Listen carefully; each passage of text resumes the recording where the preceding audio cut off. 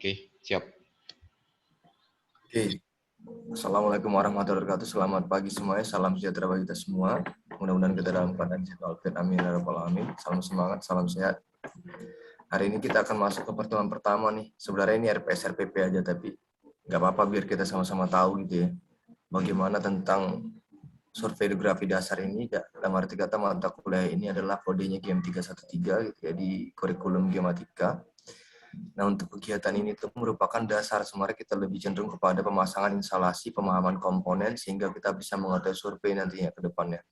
Nanti di semester 4 gitu ya, akan ada namanya survei geografi lanjut. Nah, di situ nanti kamu tinggal survei, dan semua mekanisme tentang pemasangan instalasi, desain survei itu sudah tersolve ataupun sudah terselesaikan. Nah, untuk selanjutnya, ruang lingkup survei geografi itu yang perlu kita ketahui adalah survei geografi itu adalah pengukuran untuk memperoleh gambar permukaan dasar laut dan lain-lain. Selain itu terdapat juga pekerjaan pengukuran untuk mengetahui kecepatan sungai, arus ataupun laut gitu ya, dan berdasarkan survei tepi pantai, perairan pantai, lepas pantai ataupun offshore inshore gitu ya. Nah, kegiatan yang dilakukan dalam survei geografi ini adalah melihat kedalaman sungai atau laut gitu ya, kondisi permukaan laut atau sungai, mengetahui topografi perairan batimetri. Nah, nantinya dalam kegiatan survei geografi ini akan ada namanya pemeruman nih. Pemeruman itu adalah proses dan aktivitas yang ditunjukkan untuk memperoleh gambar atau model bentuk permukaan topografi ataupun batimetri, dasar perairan ataupun seabed surface. Dan dalam proses penggambaran ini akan terjadi sebuah pengukuran yang dinamakan pemeruman gitu ya, hingga menjadi data visual yang dilakukan secara pengolahan yang disebut dengan namanya survei batimetri. Nah, hasilnya itu bisa dilihat pada gambar ini nih. Jadi ada beberapa gambar-gambar kontur gitu ya, baru gradasi warna peta gitu ya. Nanti kita akan menghasilkan kegiatan di PBL ini ya seperti ini. Nanti tujuan kita sebenarnya di survei geografi dasar ini kita tetap memberikan video dalam penggunaan alat gitu, tetapi kita tidak melakukan survei di laut karena terlalu banyak wilayahnya.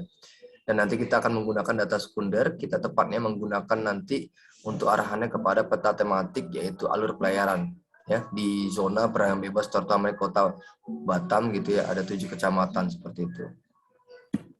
Nah, lalu untuk alat-alat survei geografi sendiri itu ada beberapa alat gitu ya, saya tampilkan di sini, ada kalau nggak salah ada 4, ada set sonar. Nah, ini kita punya ini GMAX CM2 persis dengan yang ada di lab gitu ya. Nanti hasil fiturnya bisa kamu lihat seperti gambar yang ada di slide ini gitu ya. Lalu ada nama SBP, nah ini kita belum punya nih SBP ini.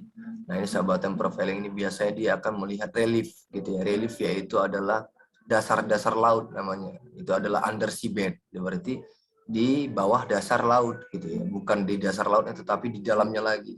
Nanti akan ada kelihatan reliefnya gitu ya, terus di mana posisi-posisi penanaman pipa gitu ya, terus ada riverbednya gitu ya, terus ada seabednya, dan penetrasi sampai berapa kedalaman yang bisa mampu dia capai. Seperti ini kan, ada 16 feet sampai 200 feet, contohnya seperti itu. Nah, lalu ada single beam echo sounder, ini biasanya memantulkan gema yaitu menggunakan single frekuensi, ada juga dual frekuensi, tetapi dia hanya memberikan satu beam saja. Nah, single beam echo sounder itu hasilnya bisa kita lihat seperti gambar ini yang saya tampilkan di sini.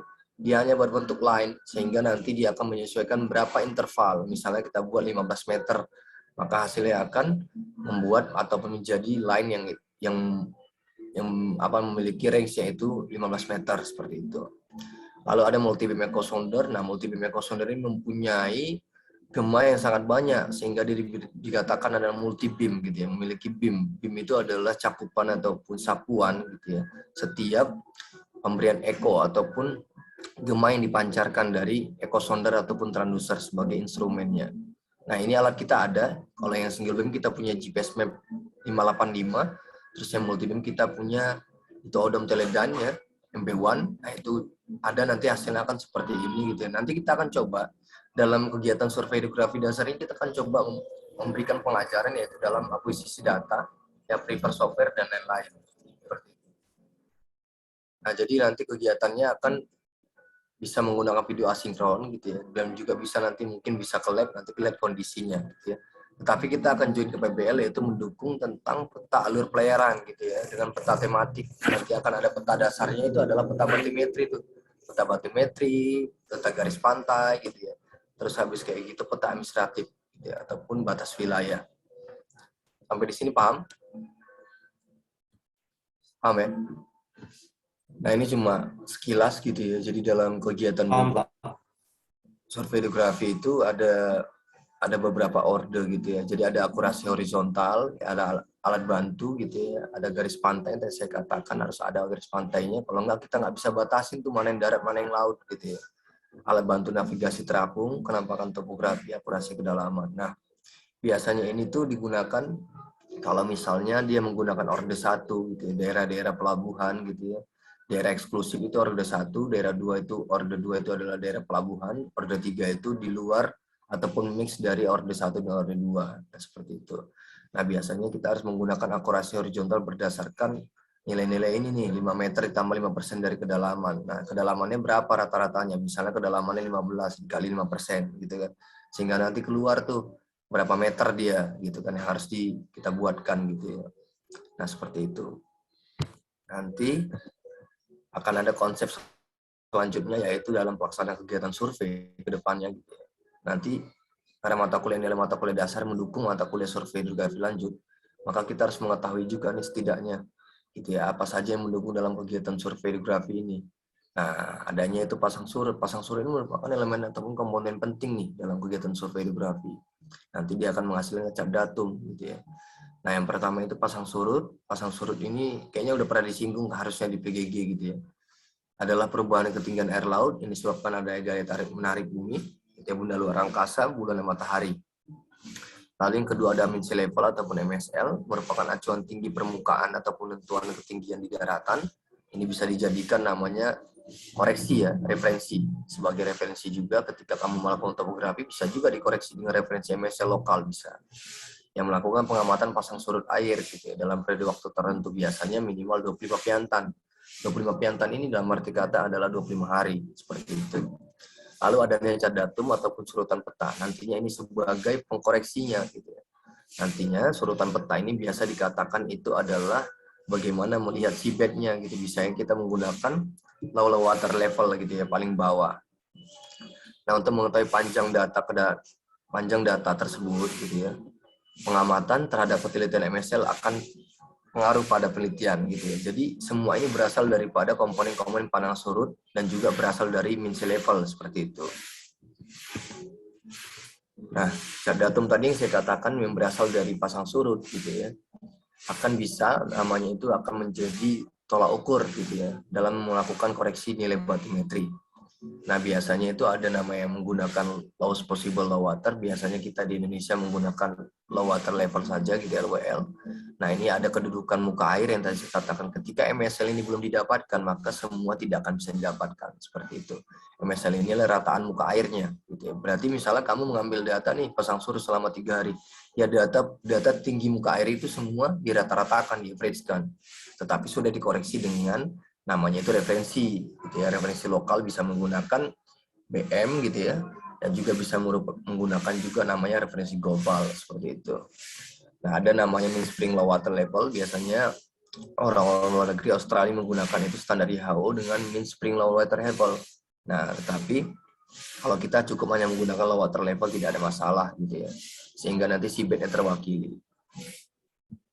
Nah, lalu ada namanya desain lajur per room. Gitu. Nah, dalam desain lajur per room ini tuh akan bisa melakukan nantinya ke depannya akan membuat profil ataupun potongan. Itu ini disebut dengan long dan cross section gitu ya.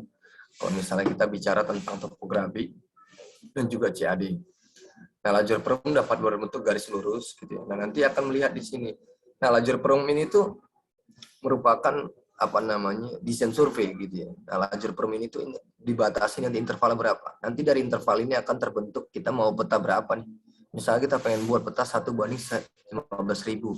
Nah, berarti interval antara garis ke garis itu adalah 15 meter. Kita pengen buat peta 50.000, berarti 50 meter seperti itu. Nanti di multi-beam echo sounder itu bisa di-setup yaitu data per ping-nya gitu, data per foot point-nya gitu ya. Jadi ibaratnya data titiknya itu bisa kita atur 1 meter gitu ya, 5 meter, 6 meter. Nah, sehingga nanti resolusinya akan lebih bagus seperti itu. Dan ketika nanti misalnya semakin luas area pemeruman, maka datanya akan semakin banyak gitu ya. bisa sampai berjuta-juta titik nanti kalau diekstrak seperti itu. Nah, lalu ada penentuan garis 0 kedalaman gitu ya. Nah, garis 0 kedalaman ini bisa dikatakan yaitu datum vertikal gitu kan. Datum vertikal yang berasal juga dari pasang surut nih, mengacu pada muka surutan yang tadi saya katakan. Surut tersurut gitu ya. Berarti keadaan kita anggap air laut itu kosong gitu ya. Paling surut dia. Nah, itu harus kita ketahui juga. Nah, ini harus bisa yang tadi saya katakan minimal 25 piantan ya. Jadi ibaratnya 25 piantan itu 25 hari juga boleh, 29 hari sangat baik gitu ya. Nah, kalau misalnya kita ingin menentukan low water spring ya LWS itu harus 29 hari. Tetapi kalau low water level saja itu boleh 25 hari. Bahkan 15 hari juga nggak masalah gitu ya. Nanti kita bisa buatkan pasang surutnya seperti itu. Nanti akan diketahui komponen-komponennya di mana nanti akan mengetahui minimal level berapa. Nah, di sini kita lihat ada elevasi BM ya di sini ya. Nah, jadi kita harus tahu nih elevasi BM. Jadi kita menentukan dulu BM-nya. Gitu kan, beda tingginya terhadap LWS. Nanti elevasi BM ini adalah beda tinggi dikurang LWS. Nah, ya kan? Nanti akan ada stasiun pasutnya. Kita biasanya masih konvensional menggunakan papan palem pasang surut gitu ya. Baru kita akan melihat gitu ya, berapa sih min sea levelnya. Nah, untuk melihat low water spring-nya itu dengan rumus yang sangat gampang gitu ya, yaitu MSL dikurang dengan LWS gitu ya. Nah, kalau untuk melihat MSL-nya seperti itu Z0 ya. Nah, nanti yang tadi saya katakan instrumen-instrumen Sabotem Profile itu dia akan masuk di bawah sini. Nah, kalau set scan berada di yang warna biru ini, di seabed gitu ya. Nah, batimetri itu yang di atasnya dengan menggunakan multibeam, yaitu nilai kedalaman dari seabed sampai ke surface permukaan laut seperti itu. Nah, lalu dalam kegiatan pemeruman kita menggunakan namanya koreksi posisi ya ataupun GPS ya yang biasa disebut dengan GNSS ya. Jadi dalam GNSS ini itu biasanya menggunakan dua anten gitu ya. Yang pertama itu adalah sebagai receiver, yang kedua adalah sebagai transmitter. Receiver adalah menerima sinyal gitu ya, dan transmit itu mentransmit mengirimkan gitu ya, sehingga nanti akan terjadi koreksi posisi yang sangat akurat. Nah, dalam kegiatan pemeruman ini biasanya dalam umur koreksi kinematik GNSS tidak lebih dari 2 detik seperti itu. Nah, setelah itu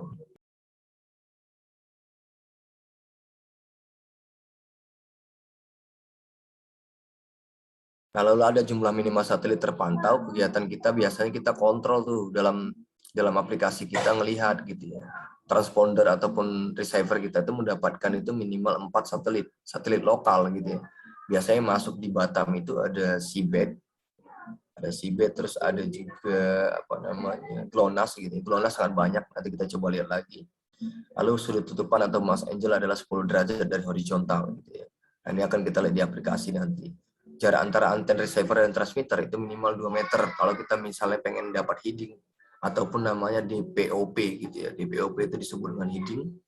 Lalu kelima itu adalah integritas sinyal, GNSS harus selalu dipantau. Nah, kita harus bisa melihat apakah sinyal posisi ini dia stabil masuknya atau misalnya dia lost transmission gitu ya. Nah, lalu keenam dilakukan kalibrasi terhadap alat peralatan penentuan posisi, dilakukan setidaknya sedikit, yaitu seminggu sekali selama survei. Nah, nanti kita harus coba juga alat-alat itu tuh, misalnya seminggu sebelum survei menggunakan dry test, kita lihat itu GPS antennya bisa nge-record ataupun bisa mendapatkan posisi atau tidak, headingnya bisa ketemu atau tidak, seperti itu. Nah, ini adalah GPS anten, kita pakai itu GNSS ya, kita pakai Hemisphere itu A24. A420 kalau nggak salah gitu. Hemisphere kita punya dua anten, receiver dan transmitter seperti itu.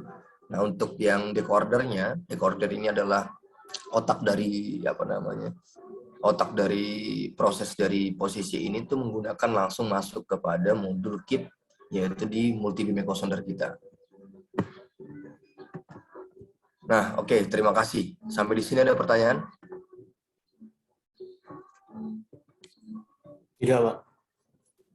Nggak ada. ini tuh serba salah ya kadang-kadang ya. Mau diadakan apa namanya kuliah apa sih namanya? Offline.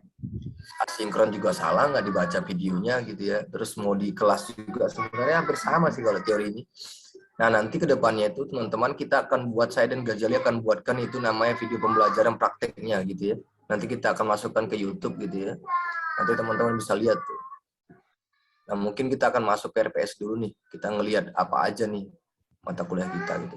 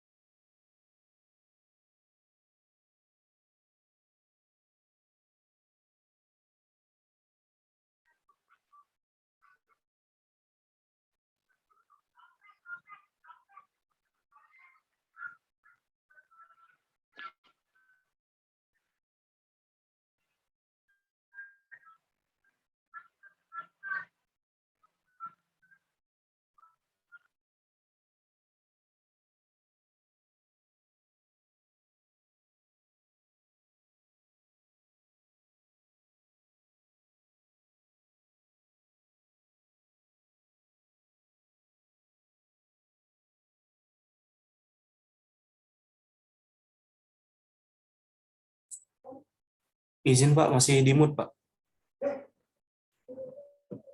Masih di mode ya, oke. Iya Pak. Ya, ada instalasi alat survei kita buatkan gitu, instalasinya, videonya gitu. Terus ada modul prakteknya juga. Lalu ada komponen-komponen elektronik dalam alat survei yang ada di lab terutama. Lalu integrasi. Lalu ada komputerisasi, penentuan posisi GPS, sistem di GPS, lalu pengukuran pasang surut laut. Ini mendukung dengan kegiatan selanjutnya. Biar nanti kamu di OC juga nggak kelimpungan gitu ya. Jadi nanti harapannya ke depannya mata kuliah survei hidrografi lanjut itu nggak capek lagi saya menjelaskan gitu ya. Nah, capaiannya itu adalah untuk integrasi komputerisasi, desain survei. Nanti kita coba buat desain survei gitu ya, sounding pool gitu ya, terus reduksi data ukuran kedalaman. Nanti kita akan coba melihat bagaimana namanya mengkalkulasi data kedalaman sebenarnya gitu ya. Dengan misalnya mendapatkan hasil pemeruman gitu ya. Jadi nanti kita akan coba apply rumusnya di situ. Nah, di sini ada sampai menguasai di GPS, gitu, tidak ada prasyarat mata kuliah ini. Lalu nanti kita akan ada namanya final report. Kita tetap menggunakan PBL ya. Jadi ada report dan final report. Kita tetap PBL, kemungkinan yang jadi member adalah saya gitu ya. Nanti RPP-nya ditunggu aja minggu kedua paling lambat gitu ya. Saya sedang nyusun juga. Nah, nanti di dalam komponen penilaian itu ada UTS ya, itu 15% dan UAS. Nah, yang paling penting itu ada sebenarnya laporan. Jadi, kalau persentase dalam kegiatan survei hidrografi ini, yang paling penting ada prakteknya gitu ya. Praktek dalam arti kata bagaimana kamu mengerjakan peta gitu ya. Bagaimana kamu bisa interaktif. Nanti kami akan coba melakukan namanya, kita tetap akan ada asesmen ataupun ujian di UTS UAS. Nanti kita akan coba tanya-tanya di lab gitu ya.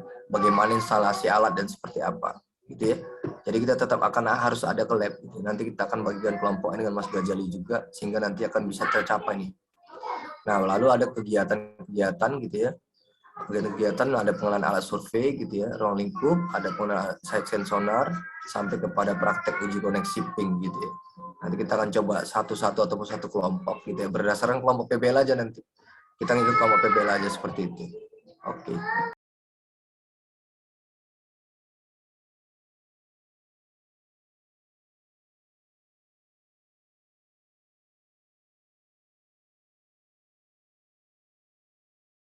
Nah, seperti itu. Lalu ada yang praktek koreksi posisi gitu ya. Nanti kita akan coba koreksi posisi juga.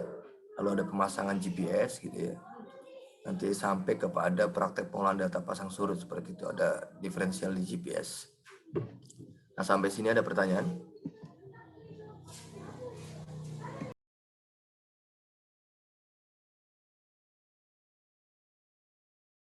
Ada pertanyaan nggak? Kalau nggak saya nanya deh. Anda Tasya?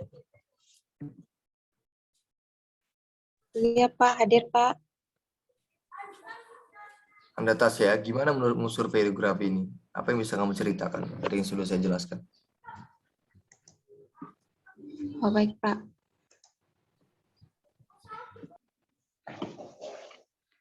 Baik Pak, saya akan menjelaskan sedikit tentang hidrografi dasar ini. Kalau menurut saya, yang dari materi yang Bapak paparkan tadi, mungkin pengertian dari survei hidrografi sendiri yang memiliki arti, yaitu pengukuran untuk memperoleh gambar permukaan dasar laut. Selain itu juga dapat digunakan untuk mengukur arus kecepatan sungai dan laut. Dan survei hidrografi sendiri memiliki wilayahnya, yaitu survei tepi pantai, perairan pantai, lepas pantai. Oke. Makasih ya.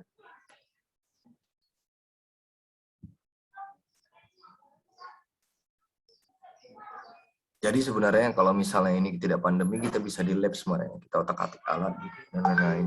Nah, nantinya kita akan coba teman-teman pelajari dulu gitu ya. Pelajari dulu bagaimana. Nanti kita akan coba, sebenarnya sih karena ini tuntutan PBL gitu ya. Jadi sebenarnya saya ada sih modul-modulnya untuk mendownload data dari Gepo, Batnas gitu ya. Saya ada modulnya. Nanti coba akan saya sharekan gitu di situ. Nanti teman-teman bisa coba ya mengambil data, nanti coba saya coba kasih tugas gitu ya untuk mensukseskan PBL ini. Coba kamu carikan peta alur pelayaran gitu ya. Peta alur pelayaran itu Nanti kalau bisa skala minimumnya 1:50.000 gitu ya. Nanti coba kita lihat alur pelayaran Batamnya di mana aja. Nanti kita akan coba overlay dengan nilai kedalaman berasal dari data satelit. Rencananya PBL ini akan ada 7 kecamatan. Nanti akan ada 7 kecamatan ya. Di PBL ini akan ada 7 kecamatan yang saya buatkan gitu ya. Nanti kecamatan itu tuh nanti kita akan sokong ya atau pendukung yaitu di Kecamatan Batam Kota, Batu Aji, Batu Ampar, Bengkong, Nongsas, Kupang, dan Lubuk Baja. Gitu ya. Nanti untuk peta alur ini tuh sebenarnya ada peta alur yang mengelilingi kecamatan tersebut, gitu ya. Bukan di daerah itu harus ada lautnya. Paham ya sampai di sini ya? Adalah peta yang mengelilingi kecamatan-kecamatan tersebut di area perairan yang seperti itu. Nah, kita identifikasi tuh. Ada nggak peta alur di situ gitu kan? Alur pelayarannya kalau nggak ada ya berarti kita skip seperti itu. Ya, nanti kalau misalnya tidak ada berarti kita buatkan berdasarkan gradasi warna ataupun nilai kedalaman nanti bisa menjadi perencanaan akan adanya alur pelayaran di situ.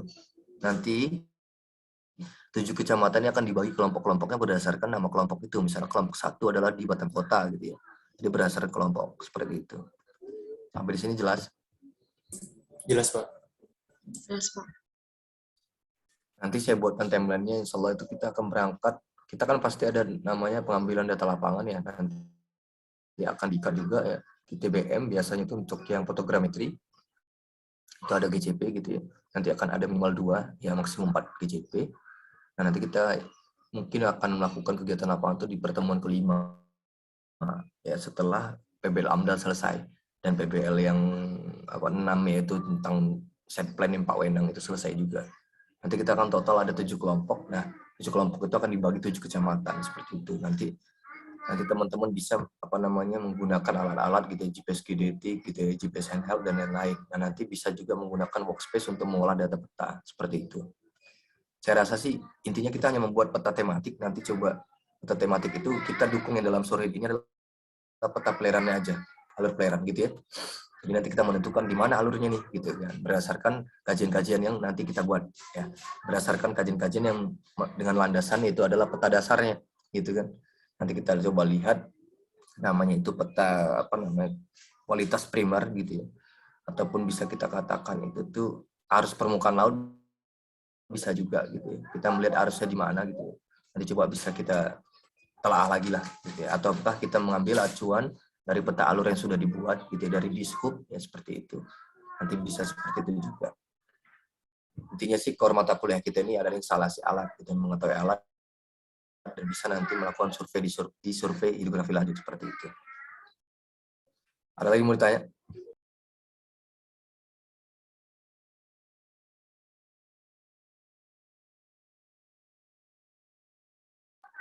Ada lagi mau ditanya? Ini baru 40 orang ya. 38 ini 40 sama saya. Semoga jadi. Oke. Memang Ada yang mau tanya lagi? Memang nggak ramai Pak untuk geomatika yang kelas pagi tahun ini, kalau nggak salah coba 21 satu kelas atau 20-an. Oh iya ya, emang segitu ya? Ya, jadi nggak sampai 60 Pak. Berarti lebih banyak yang tahun sekarang ya, 2021 ya, ramai sampai 27 ya? Iya Pak. Jadi mohon nanti konfirmasi ya, ketua kelasnya untuk Natasha atau nanti perwakilan dari Genriko, ini kabarin siapa yang nggak masuk ke saya ya untuk absensi. Makasih. Siapa? Ini Genriko udah pasti nggak masuk nih. Oke. Ada yang bertanya lain nggak? Kalau nggak ada ya kita sudahi biar saya lanjut juga buat LPP gitu. Ada yang bertanya? Mungkin ada sampaikan nih Mas Gajali, ada masukan Mas Gajali. Mas Gajali ini tim teaching saya ya, jadi kedepannya sih kalau misalnya kita malas online kayak gini, saya buatin video. Tapi kalau kalian, kita buat agreement dulu nih. Kamu lebih senang online kayak gini atau saya buatkan video? Kalau teorinya, prakteknya pasti saya buatin video. Nanti kita di UTS akan coba namanya ujian assessment. Kayak gitu, nanti kita buatkan borangnya, nanti saya tanya. Ada Mas Gajali tanya tuh, kelas B kan Mas Gajali itu misalnya, coba kamu sebutkan komponen apa aja, tunjukin lah. Itu dia harus tahu tuh. Nanti kamu buatkan assessment-nya dan memberikan penilaian dari video yang kami buat. Gitu ya. Oke? Oke, Paham Pak. semuanya? Oke, Pak. Paham. Mungkin nanti di akhir-akhir semester Pak, kan mau masuk semester 4 juga Pak, supaya nggak terlalu jauh jarak, mereka ingat komponennya, kita uji praktek aja Pak, mereka ke lab, kita atur waktunya per kelompok. Iya, seru ya kayaknya apalagi ngacu ke Sertikom gitu-gitu ya. Seru kayaknya. Iya, ya boleh Pak. Menguasai ya. melihat nanti apa aja ya MK-nya materi kompetensinya tuh. Seru juga tuh nanti untuk skala operator hidrografi. Siap. Itu ya. Ada yang mau ditanya lagi nggak? Ini berarti kita senang saya buatin video kuliah atau online gini nih? Kalau saya sih lebih senang buat video. Gimana? Halo? Coba 1 atau 2 orang perwakilan lah. Yang mana kita ketok palu nih? Senang online begini atau saya buatkan video?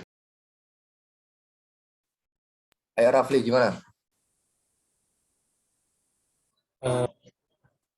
Ya, kalau saya video aja, Pak.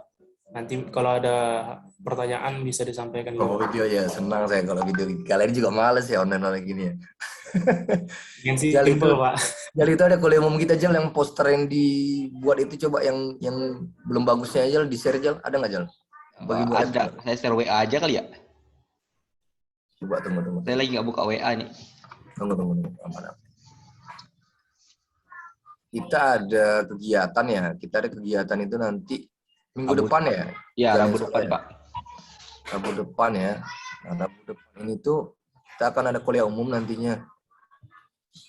Nah, jadi kuliah umum ini tuh jadi nanti bersifat wajib ya untuk ya minimal 2 kelas gitu ya. Kelas karyawan nggak tahu nih. Nah, nanti diisi oleh Pak Gentio gitu ya. Jadi Pak Gentio ini merupakan staf ahli kepala pusat hidrografi Oceanografi TNI AL di Jakarta Pusat gitu ya. Nanti beliau akan mengisi tentang bagaimana hubungan antara survei hidrografi dengan oceanografi. Nah, gitu kan nanti beliau akan menyampaikan itu 1 September. Tolong dicatat ya. Tolong dicatat, nanti kita akan coba editkan lagi posternya ini, kita akan post di Instagram. Nah, bagi teman-teman yang belum follow Instagram, segera di-follow ya. Oke? Dan jangan lupa subscribe juga gitu ya.